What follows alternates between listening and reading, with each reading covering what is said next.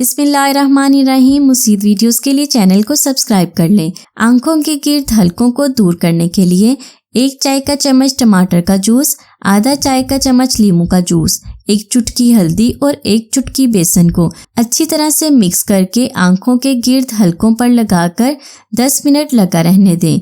इसके बाद धो लें। आंखों के गिर्द हलकों के लिए सबसे अच्छा इलाज है। इसके साथ साथ रोजाना 8 घंटे की नींद लेना सबके लिए जरूरी है। खीरे या आलू का जूस रुई की मदद से आंखों के हलकों के लिए बहुत अच्छा है।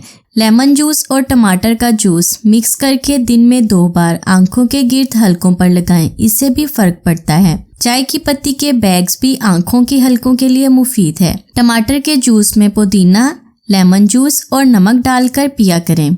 गाजरों का जूस भी अच्छा है। इसके अलावा ऐसी खुराक लें जिसमें विटामिन ए की मिकदार हो। वीडियो को लाइक और शेयर जरूर करें।